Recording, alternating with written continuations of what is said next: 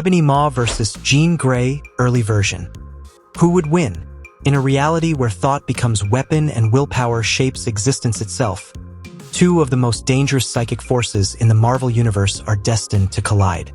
On one side stands Ebony Maw, the calm and terrifying strategist of the Black Order, a man who doesn't need brute strength because his words alone can bend minds, break resistance, and dismantle reality piece by piece. On the other side is Jean Grey in her early stage, a young mutant still learning to control the unimaginable psionic force growing inside her, unaware that she carries one of the most powerful abilities in existence. The clash begins inside a fractured psychic dimension, a realm shaped by consciousness rather than matter, where emotions become energy and thoughts form the landscape. Ebony Maw arrives first, standing perfectly still, hands folded behind his back, his expression calm as if the outcome has already been decided. He doesn't rush because he never needs to. His telekinesis is refined to an almost scientific precision, capable of breaking objects apart at a molecular level without physical contact. His telepathy is equally dangerous, not overwhelming in raw power, but extremely invasive, designed to manipulate perception, plant doubt, and control weaker wills without them even realizing it. Then Jean Grey manifests into the space, not walking in but forming into existence as if reality itself is adjusting to her presence. Even in her early form, there is something unstable and overwhelming about her. Her telekinesis is powerful but untrained, her telepathy raw but deeply potent, capable of reaching minds, reading thoughts, and unintentionally projecting emotional force that distorts the environment around her. She does not yet fully understand what she is, but the power inside her is already far beyond ordinary limits. Ebony Maw begins first, as expected. His voice is soft, controlled, almost soothing, but every word carries psychic weight. He attempts to infiltrate Jean's mind, slipping thoughts into her consciousness designed to weaken her confidence, destabilize her focus, and establish psychological dominance. For a brief moment, it works. Jean feels the intrusion. Her thoughts scatter slightly as Maw presses into her mental space with surgical precision, trying to shape her perception of reality itself. But Jean does not break. Instead, her instincts react violently. The psychic landscape around her trembles as her telekinetic force flares outward in response. Maw's mental intrusion is met with raw resistance, not structured defense, but emotional and psychic volatility. The environment fractures as invisible forces collide, sending ripples through the entire dimension like shockwaves of thought. Ebony Maw immediately recalibrates. This is not an ordinary mutant mind.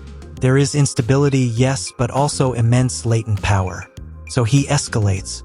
With precise control, Maw begins dismantling the psychic environment around Jean. Matter in this dimension does not behave normally. It obeys will. And Maw imposes his will on it, breaking structures apart at a fundamental level, dissolving fragments of the landscape into floating debris that obeys his command. Slowly, the space around Jean begins to collapse inward. Jean reacts instinctively again.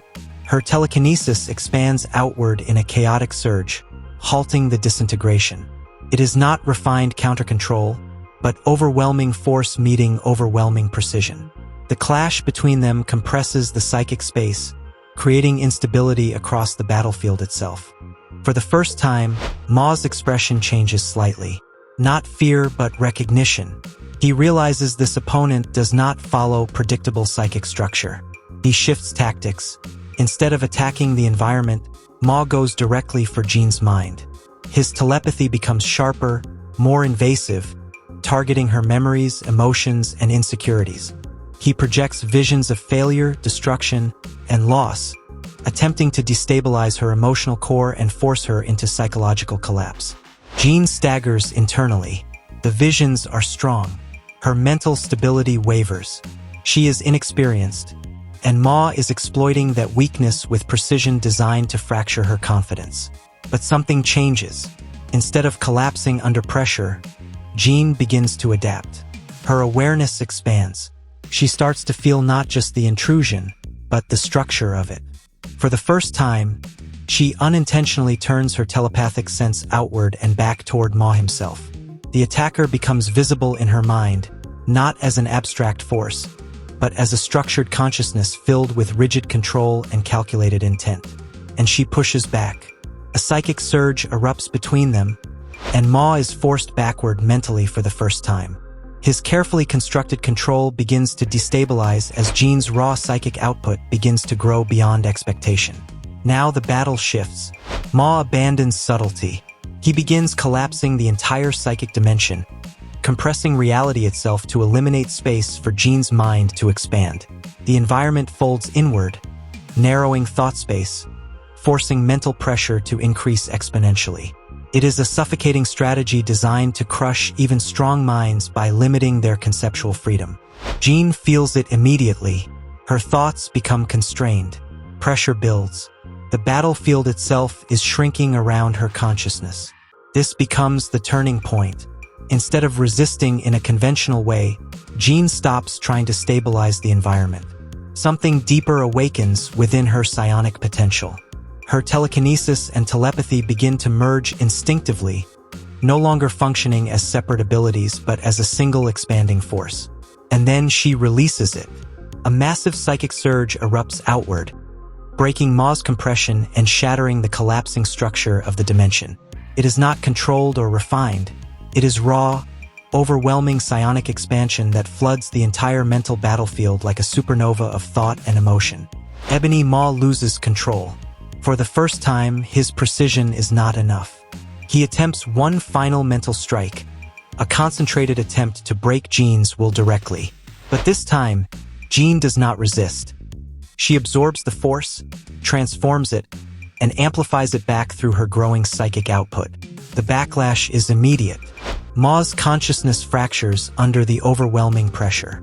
His structured mental defenses collapse, unable to withstand the escalating force of Jean's evolving power. Silence follows. The psychic dimension stabilizes as Maw's presence fades, his influence completely erased from the battlefield. Jean remains at the center, unstable, breathing heavily, her power still fluctuating like a storm that has not yet learned its boundaries, but undeniably dominant.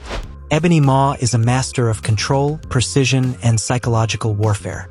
But Jean Grey, even in her early stage, represents something far more dangerous. A rapidly evolving psionic force that grows stronger under pressure and eventually surpasses structured control. Final result: Jean Grey early version defeats Ebony Maw.